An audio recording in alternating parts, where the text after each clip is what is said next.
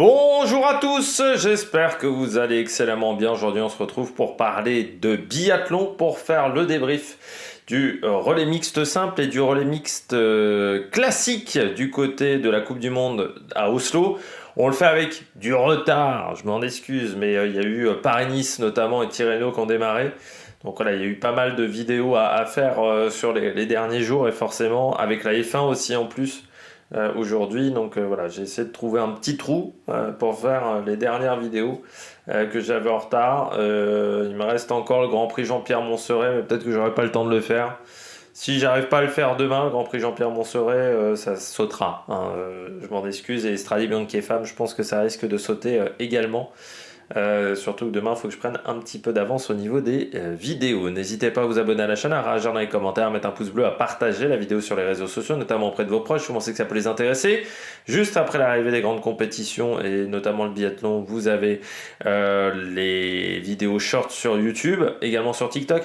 Alors, je pense que sur les week-ends en États-Unis, il va y avoir des sprints qui vont démarrer tard, qui vont démarrer à 23h, donc peut-être que cela c'est sûr. Je les mettrai en replay parce qu'à 23h, il faut être frais pour regarder une course de biathlon et là je serai pas frais du tout. Et également pareil au Canada, je crois qu'il y a des horaires un peu tardifs, donc je verrai comment je fais pour les deux dernières semaines de compétition. Mais voilà, il y aura peut-être des vidéos en décalé, encore une fois à cause de plein de choses, mais à cause notamment du décalage horaire. Mais il y aura aussi les tournois destination. Et il y aura Tirreno encore une fois et Paris-Nice, donc il y aura pas mal de contenu sur la chaîne. Bon, on commence tout de suite avec ce relais mixte simple, qui était la première course de cette journée de dimanche. C'était pas évident, parce qu'on voyait bien que dans quelques équipes, on n'avait peut-être pas forcément mis les grosses formations. C'était un peu il y avait pas mal d'équipes où il y avait des équipes un peu test sur cette épreuve. Je pense rien qu'à la Norvège, c'est vrai qu'Anne c'était une tentative. Bah nous, Émilien Jacquelin, Lou Jean Monod, je crois qu'Emilien, on n'a pas fait tant que ça des relais mixtes simples dans sa carrière. Et il y a plein d'équipes où tu vois bien qu'on était sur des stratégies qui étaient un petit peu différentes. Bon, on commence avec la victoire de la Norvège. Course qui a été plutôt intéressante pour la Norvège, avec un très grand Christiansen qui notamment arrive à remonter sur la Suède sur son dernier relais. Donc ça c'est très très bien. Du côté d'Acne Clive, la course était très bonne jusqu'à son dernier tir. C'est-à-dire que le premier relais très bon, elle est dans le coup, deuxième relais, elle est aussi devant à ce moment-là, grâce au très bon travail qu'a fait Christensen en amont. Et puis il y a ce dernier tour où s'est retrouvé un petit peu en difficulté, et là je pense que c'est l'inexpérience en relais. Alors, elle a fait des relais femmes, mais c'est un peu comme Sophie Chauveau, notamment sur le relais mixte classique. C'est encore une fille qui n'a pas tant de relais que ça dans les pattes. Anne Clive, et je crois que là, il lui en a manqué un petit peu pour savoir se sortir de cette situation. Ce qui fait qu'elle a commencé un petit peu à paniquer au niveau de son tir, alors qu'elle avait largement le temps de faire quelque chose de qualité. Et c'est dommage parce que au niveau des skis, ça avait l'air plutôt de bien se passer. J'avais noté ça. Mais au niveau des temps de ski, c'était pas trop mal, notamment sur le deuxième relais. Sur le premier relais, elle est un petit peu timide dans le deuxième tour. Mais sur le dernier relais, c'est vraiment bien au niveau des temps de ski. Voilà, elle a un peu craqué. Tout simplement, au moment où elle a passé le relais, pardon, elle a un petit peu craqué. Voilà, c'est dommage. Mais ensuite Christensen qui a bien rattrapé le coup, notamment avec un énorme tir, et puis d'énormes temps de ski pour Christensen, puisqu'il est en tête des deux relais qu'il a réalisés sur cette course, donc notamment face à Samuelson, ou face notamment également Émilien Jacquelin. Donc ça veut dire que l'énergie était là. Et puis surtout, ce que j'ai bien aimé avec Christensen, c'est qu'il n'a pas craqué du tout lors de son premier tir debout, où il était dans une situation où il était en tête de la course. Et il s'était retrouvé pareil sur des courses au championnat du monde, et ça avait été compliqué. Et je trouve que lui aussi, un peu comme Tendrevold sur sa première course, il a réussi à bien relever la tête. La Suède deuxième, pas grand chose à faire parce que, en fait, du côté de la Suède, tu t'aperçois que le relais est très bon. Seulement 7 balles de pioche, mais Samuelson a été en difficulté. Anna Magnusson fait une très belle course. Elle n'a pas grand-chose à se reprocher. Mais Samuelsson, ça a été plus compliqué, notamment sur son premier relais où il se met 2 fois en difficulté. Et encore une fois, le gros problème de Samuelsson, le gros problème des Suédois chez les garçons, c'est pas le ski, c'est le tir. Il y a trop d'erreurs, il y a trop de mouvements, notamment parasites, du côté de Samuelsson et de Ponsi Oma sur certains tirs debout qui les mettent vraiment en difficulté. Et ça, ce sont des erreurs. Tu vois des fois vraiment, il y a un coup d'épaule comme ça assez net. Alors encore plus c'est Ponsi Oma que chez Samuelsson. C'est dommage qu'ils aient pas réussi à faire des courses propres au niveau du tir. Parce que quand tu vois les temps de ski, tu te dis putain, ils passent pas loin de faire des grands résultats, que ça soit en individuel ou par équipe. Et souvent, ils se mettent dans la merde à cause d'un tir qui est raté. Donc ça serait bien de travailler ça pendant l'intersaison. La surprise du chef, la Finlande, mais quand vous regardez la course, ils font la course parfaite pour eux, c'est-à-dire seulement 6 balles à côté, 6 balles de pioche, et sur un relais mixte simple, c'est très fort. Parce que vu l'intensité de l'effort, c'est plus compliqué de mettre les balles au fond des cibles, parce qu'on est quand même très haut en intensité d'effort. Et là, du côté de la Finlande, on a fait vraiment la course réussie avec Mikinen et surtout Ivenius, Otto Ivenius, qui a été très bon sur les skis pendant ces relais. Il est dans le top 10 à chaque fois, 9e sur le premier relais, 8e sur le deuxième relais, c'est très très bien. Et surtout, il a bien tenu la cadence sur ces 2 relais. Donc c'est ce qui fait la différence. Et puis après, derrière, très peu de balles de pioche et un tir rapide pour Mikinen, qui est 2e temps de tir sur son premier relais. 3e temps de tir sur son deuxième relais et Ivenius il est un peu plus en difficulté sur son dernier relais, mais sur le premier relais il est également 4e temps de tir, il est 10e temps de tir sur le dernier relais parce qu'il doit mettre 5 balles en plus, 5 balles de pioche, mais c'est vraiment pas mal quand même ce qu'ils ont réalisé. Et surtout il n'a pas craqué Ivenius sur son premier coucher, parce qu'à ce moment là il est en tête de la course, il en met 2 dehors, il peut se mettre vraiment dans une situation compliquée et il arrive à mettre les balles de pioche. Donc ça c'est très très bien du côté de Otto Ivenius. Et du côté de la Suisse,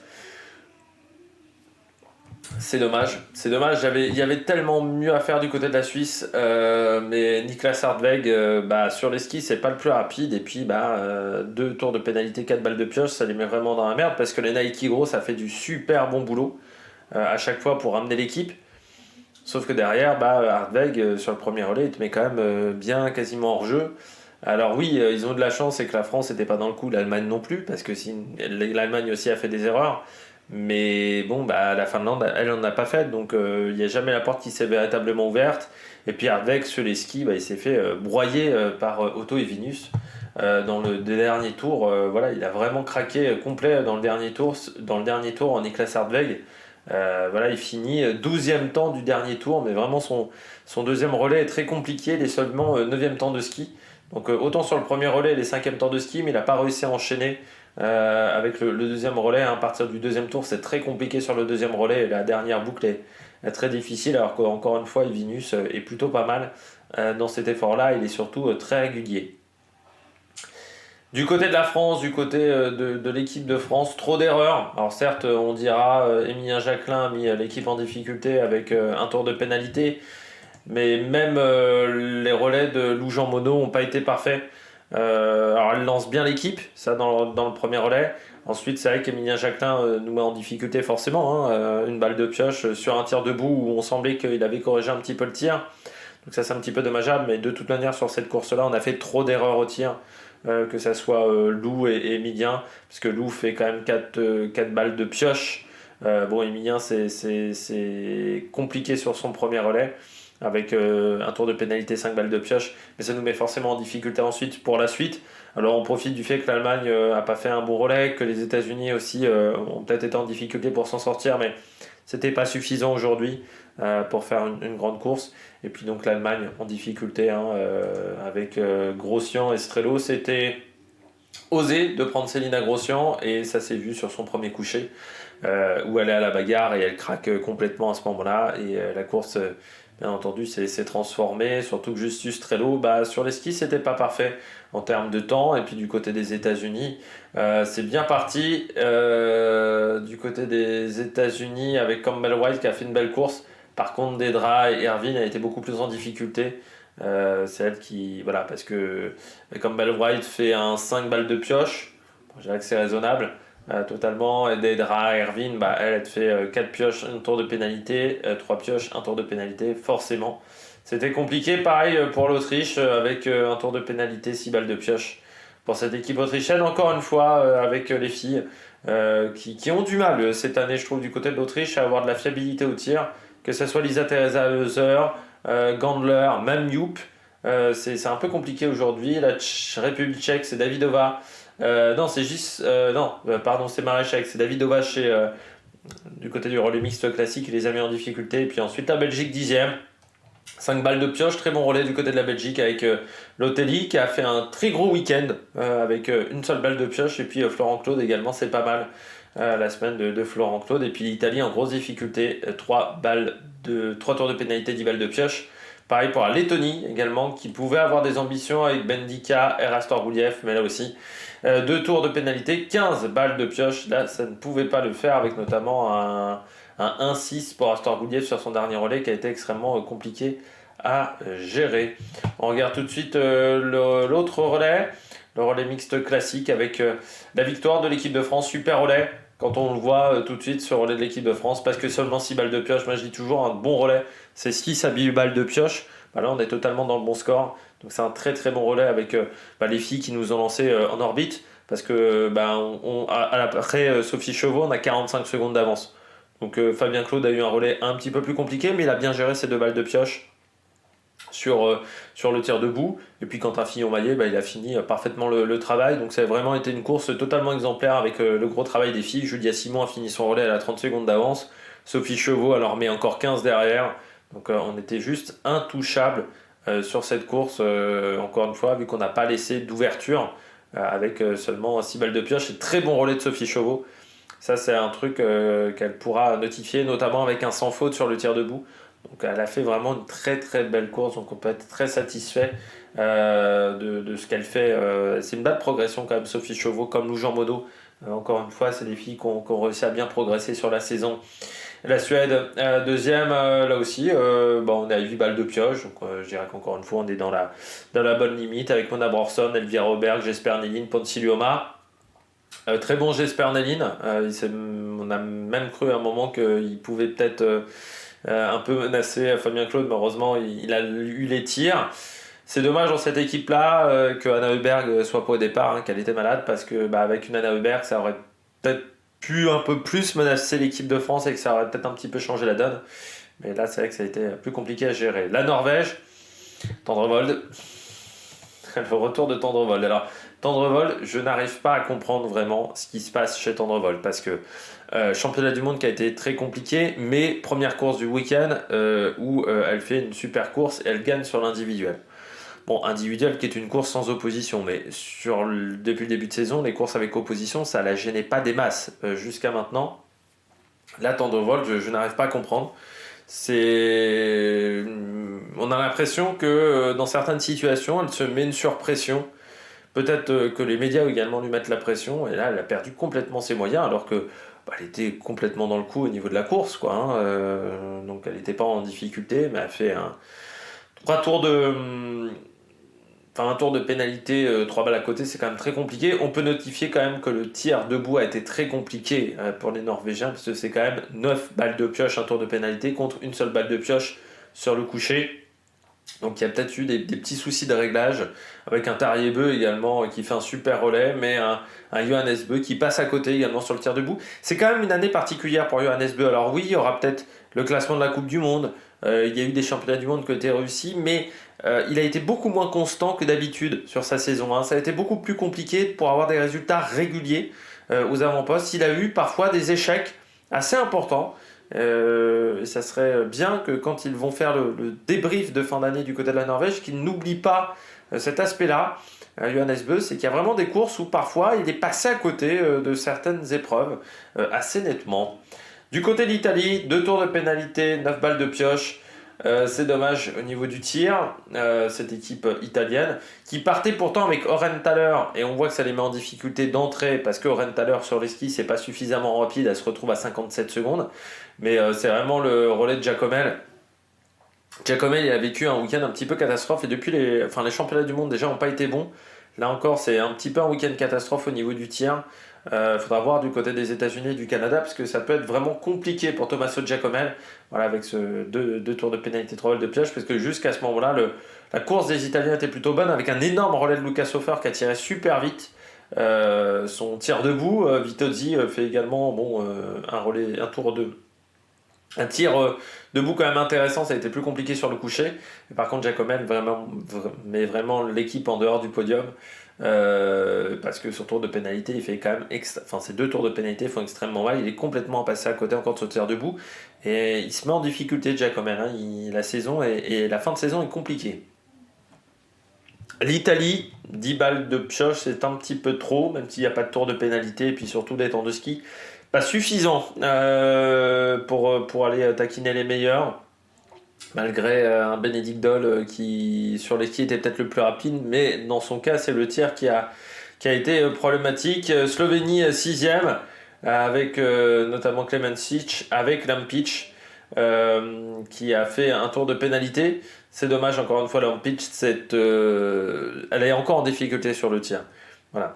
C'est vraiment un truc qu'elle va devoir corriger pour l'année prochaine, parce que ça fera quand même, je crois, sa 3e saison l'année prochaine qu'elle est en biathlon. Ça serait bien d'avoir enfin un tir un petit peu fiable, parce que pour l'instant, c'est vraiment son problème. Et puis Davidova pour la République tchèque, qui a fait le tour de pénalité. Ça, c'est dommage, encore une fois, quand votre tête d'affiche vous met un petit peu dans la mouise. 4 tours de pénalité également avec Simon Eder, et c'est rare chez Simon Eder sur le coucher d'avoir des tours de pénalité. Et puis les États-Unis et la Pologne qui ont fini dans le même tour, parce qu'il y a beaucoup d'équipes, comme la Suisse, notamment la Belgique, qui ont fini à plus d'un tour. La Suisse, notamment Jérémy Finiello, qui n'a pas pris qui n'a pas pu tirer. Et du côté de la Belgique, c'était pas simple non plus. Et c'est Makels qui n'a pas pu tirer du côté du Belge, avec un début de course qui avait été intéressant, notamment avec Maya Klotens qui avait fait seulement 2 balles de pioche, et Eve Bouvard 4 balles de pioche. C'était plutôt intéressante pour les jeunes concurrents de Belge, parce que cette équipe de Belgique, elle est très très jeune chez les filles. Eh bien, on a fait le tour. Je vous rappelle donc le programme des 2 dernières compétitions, des 2 dernières semaines de compétition. Les États-Unis à partir du 8 mars, donc à partir du vendredi, avec un relais dames à 20h25 et un relais homme à partir de 20h25 et un sprint femme à partir de 23h. Ça sera l'inverse le lendemain avec le relais dames à 20h25 et le sprint homme à partir de 23h. Et puis les 2 poursuites, elles auront lieu à 17h dimanche et à 18h50 pour les garçons, et ça sera les filles en premier à 17h. Il n'y aura qu'1h50 de battement entre l'horaire des 2 départs, donc il y aura à peine 1 heure entre les 2 courses, donc ça va être très resserré pour faire les échauffements, pour faire les entraînements de tir, tout ça, ça va être très particulier. Pour l'étape du Canada, eh bien on aura un sprint le 14 mars chez les dames à 17h40, les hommes le lendemain également à 17h40. Le samedi, on aura les 2 poursuites à 18h10 et 22h10, les filles en premier, les garçons ensuite. Et puis les 2 masters, ça sera 18h10 et 22h20 pour les garçons pour finir l'année le 17 mars et partir en vacances, qui seront des vacances bien méritées, parce que la saison de compétition de Coupe du Monde, certes, elle n'a commencé qu'en décembre, mais il y a eu des compétitions avant, le 22 novembre même pour Östersund. Et puis surtout, il a fallu se préparer à cette année de biathlon, et c'est toujours un petit peu compliqué dans cette catégorie. Eh bien, j'espère que vous avez aimé cette vidéo. Si vous avez aimé cette vidéo, n'hésitez pas à vous abonner à la chaîne, à réagir dans les commentaires, à mettre un pouce bleu, et puis nous, on se retrouve pour de nouvelles aventures sur la Marek Production. Ciao, ciao!